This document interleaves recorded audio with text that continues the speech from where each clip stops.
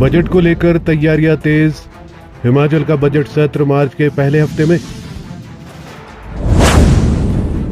CM की सलाह, राज्यपाल को मंजूरी से होगा आयोजन। बजट सत्र में 18 से 20 बैठकें होने की संभावना। बीते साल पेश किया गया था 58,444 करोड़ का बजट।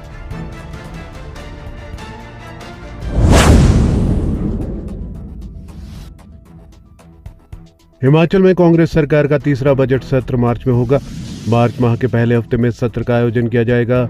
बजट सत्र के दौरान 18 से 20 बैठकें होने की संभावना है। बजट सत्र के संबंध में अगले महीने सिलसिलेवार बैठकें आयोजित होंगी। मार्च के पहले हफ्ते से लेकर चौथे हफ्ते तक बजट सत्र जारी रह सकता है। हालांकि इसका शेड्यूल आगामी दिनों में मुख्यमंत्री सुक्खू से सलाह और राज्यपाल की मंजूरी के साथ ही तय होगा। गौरतलब है कि राज्य सरकार ने 2024-25 के बजट में 58,444 करोड़ का बजट पेश किया था। हालांकि बीते साल का बजट सत्र हंगामेदार रहा था और इस दौरान कांग्रेस सरकार को बगावत का भी सामना करना पड़ा था। 6 विधायकों के बाहर होने और विधानसभा अध्यक्ष के चैम्बर में भाजपा के विधायकों के विरोध जताने के बावजूद सरकार ने पिछला बजट ध्वनिमत से पारित किया था। इस साल राज्य सरकार बजट में नई बातों को शामिल कर सकती है। राज्य सरकार को इस बार भी केंद्र सरकार से बड़ी धनराशि मिलने की उम्मीद रहेगी। आगामी बजट के दौरान केंद्र का सबसे बड़ा योगदान सड़क निर्माण में मिलने वाला है। हिमाचल में 4 लेन के प्रोजेक्ट पहले ही चल रहे हैं, जबकि प्रधानमंत्री ग्राम सड़क योजना के चौथे चरण में 4,000 करोड़ रुपए के राजस्व की उम्मीद राज्य सरकार को रहेगी। इसके अलावा नाबार्ड के भी प्रोजेक्ट पीडब्ल्यूडी को मिल सकते हैं। अन्य विभागों की बात करें तो केंद्र सरकार ने नेशनल हेल्थ मिशन NHM को आगामी 5 साल के लिए जारी रखने का फैसला किया है। केंद्र सरकार अपने आगामी बजट में इस योजना के लिए बजट का प्रबंध करेगी। NHM पर लिए गए इस फैसले का बड़ा असर हिमाचल में भी देखने को मिलेगा। बजट को लेकर तैयारियां तेज, बोले कुलदीप सिंह पठानिया।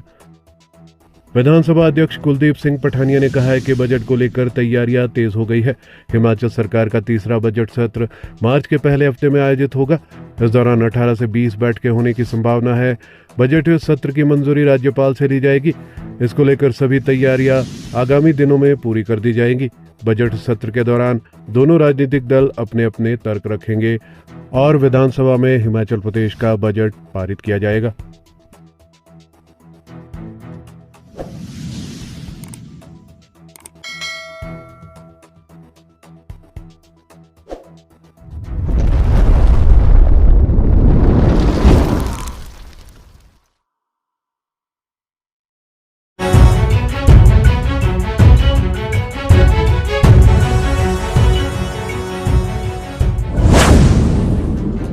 हिमाचल में वेतन व पेंशन के लिए धन जुटाना चुनौती। प्रदेश सरकार ने केंद्र से ऋण सीमा बढ़ाने की अनुमति मांगी।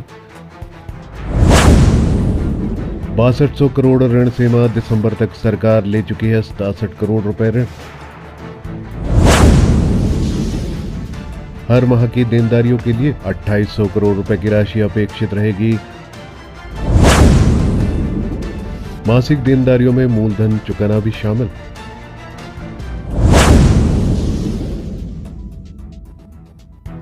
हिमाचल सरकार ने ऋण की सीमा बढ़ाने के लिए केंद्र सरकार को पत्र लिखा है।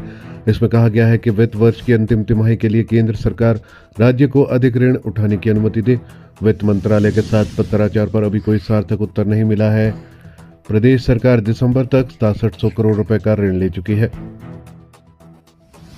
मार्च तक सामान्य तौर पर देनदारियों के लिए 2800 करोड़ की राशि हर माह अपेक्षित रहेगी। वित्त वर्ष की अंतिम तिमाही में कर्मचारियों के लिए वेतन व पेंशन जुटाना सरकार के समक्ष बड़ी चुनौती है।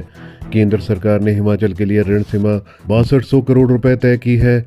ये सीमा पूरा होने के बाद दिसंबर में 500 करोड़ रुपए और ऋण की अनुमति दी गई थी।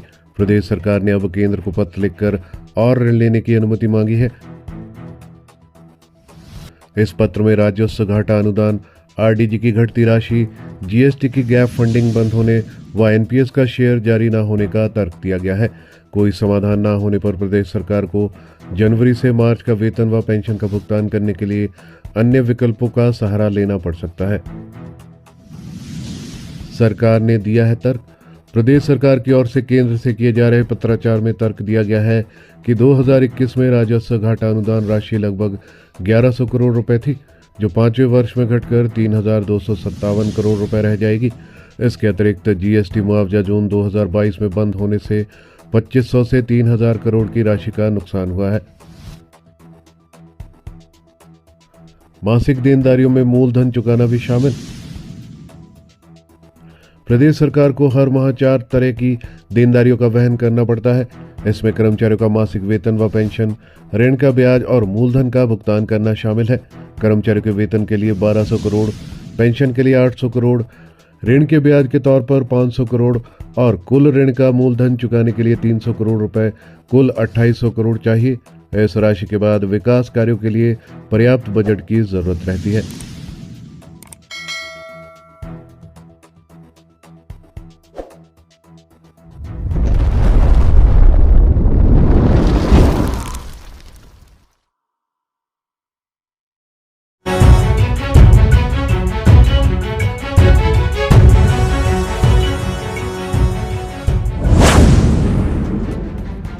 कर्मचारी विधेयक में टाइम स्केल अटका।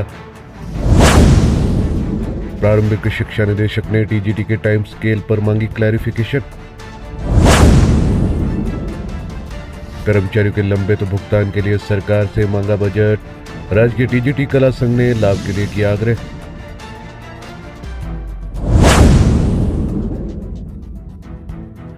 विधानसभा के शीतकालीन सत्र में पारित किए गए कर्मचारी सेवा शर्त विधेयक के कारण अब कर्मचारियों के टाइम स्केल के मामले भी अटक रहे हैं।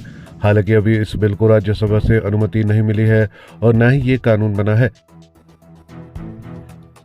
ताजा मामला प्रारंभिक शिक्षा विभाग का है, जहां कोर्ट से केस जीते टीजीटी के मामले में प्रारंभिक शिक्षा निदेशक ने सरकार से क्लैरिफिकेशन मांगी है। ये उन टीजीटी शिक्षकों का मामला है जिन्हें कॉन्ट्रैक्ट पर अपॉइंट किया गया था, लेकिन कोर्ट के आदेश के बाद वे पहली नियुक्ति से ही रेगुलर हो गए थे। उन्हें राज्य सरकार ने पिछली अवधि का फाइनेंशियल बेनिफिट 3 साल की लिमिटेशन के साथ दिया है, लेकिन अब इन्होंने एश्योर्ड करियर प्रोग्रेशन स्कीम के तहत 4/9/14 का लाभ मांगा है। इसलिए प्रारंभिक शिक्षा निदेशक ने राज्य सरकार से पूछा है कि कर्मचारी विधेयक की स्थिति को देखते हुए ये लाभ अब दिया जाए या नहीं, क्योंकि इस विधेयक की व्यवस्था के अनुसार रेगुलर कर्मचारी उन्हें उस अवधि में माना जाएगा या नहीं, ये स्थिति साफ नहीं है। प्रारंभिक शिक्षा निदेशक ने राज्य सरकार से इस बारे में लिखित निर्देश मांगे हैं ताकि इस अनुसार आगे फैसला लिया जा सके। ये बिल विधानसभा से पारित होने के बाद अब भी गवर्नर के पास है और वहां से निर्णय न होने तक अब इस तरह के मामले लटके रहेंगे। हालांकि इस बिल को रोकने के लिए कई कर्मचारी संगठन राज्यपाल से मिल चुके हैं। इस बिल को राज्य सरकार 12 दिसंबर 2003 से लागू करना चाह रही है, क्योंकि कोर्ट में वरिष्ठता के केस सरकार हार चुकी है। कर्मचारियों के लंबित भुगतान हेतु बजट का प्रावधान करे सरकार। मासिक किस्तों या अतिरिक्त इंक्रीमेंट से करे बकाया अदायगी। हिमाचल प्रदेश सरकार कर्मचारियों के लंबित महंगाई भत्ते, वेतन आयोग एरियर भत्ते रिवाइज करने के लिए इस बजट में प्रावधान करे। प्रदेश के कर्मचारियों की करोड़ों रुपए की बकाया देनदारियां अगर 2 साल में नहीं दी गई तो अगला वेतन आयोग देना भी नामुमकिन हो जाएगा। एक मुश्त अदायगी के लिए वित्तीय स्थिति अगर सही नहीं है तो किस्तों में भुगतान किया जा सकता है। किस्तों में भुगतान हेतु पहले की 33 वर्षीय स्कीम नहीं चलेगी, अपितु अगले 3 वर्ष में ये भुगतान हो जाने चाहिए। वर्ष 2016 में देय वेतन आयोग का एरियर और लंबित महंगाई भत्ते के एरियर देने के लिए मासिक वेतन के साथ इन बकाया राशियों की किस्तें दी जानी चाहिए। अगले वेतन आयोग पर सरकार को अपना रुख तय करना चाहिए कि अब पंजाब का अनुसरण करना है या केंद्रीय स्केल का।